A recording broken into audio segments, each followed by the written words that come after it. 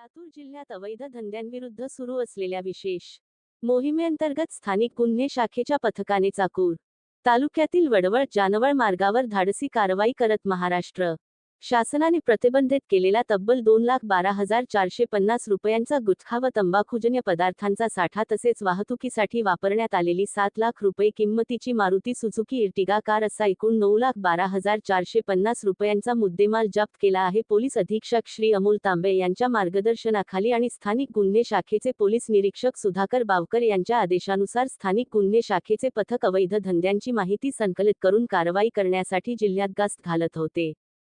दरम्यान चाकूर पोलीस ठाणे हद्दीतील वडवळ येथे पथकाला गोपनीय बातमीदारामार्फत खात्रीशीर माहिती मिळाली की वडवळ ते जानवळ मार्गावरून एका पांढऱ्या रंगाच्या मारुती सुझुकी इर्टिगा कारमधून मोठ्या प्रमाणात प्रतिबंधित गुटखा विक्रीसाठी वाहतूक करण्यात येत आहे। मिळालेल्या माहितीची खातरजमा करून स्थानिक गुन्हे शाखेच्या पथकाने वडवळ जानवळ रोडवर सापळा रचला। काही वेळात संशयित इर्टिगा कार क्रमांक MH24BX-1485 घटनास्थळी आल्यानंतर पोलिसांनी ती अडवून तपासणी केली। कार चालकाची चौकशी केली असता त्याने आपले नाव एक किशोर लक्ष्मण भदाडे, वय 24, राहणार जानवळ, तालुका चाकूर असे सांगितले।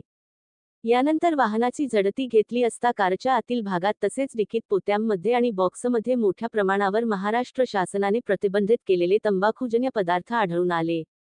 चौकशीदरम्यान आरोपी किशोर भदाडे याने सदर माल हा वाहन मालक नरसिंग राजेंद्र करडिले, राहणार जानवळ, तालुका चाकूर याचा असल्याची माहिती दिली। पोलिसांनी आरोपीला ताब्यात घेतले असून नरसिंग करडिले हा फरार असून त्याचा शोध सुरू आहे।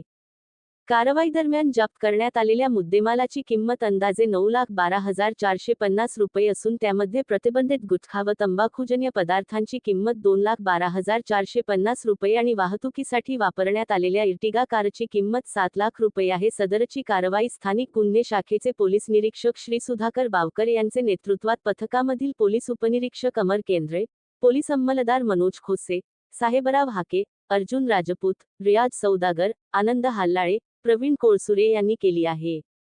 अवैध गुटखा, तंबाखू व इतर बेकायदेशीर धंद्यांविरोधातील कारवाया यापुढेही अधिक तीव्र करण्यात येणार आहे।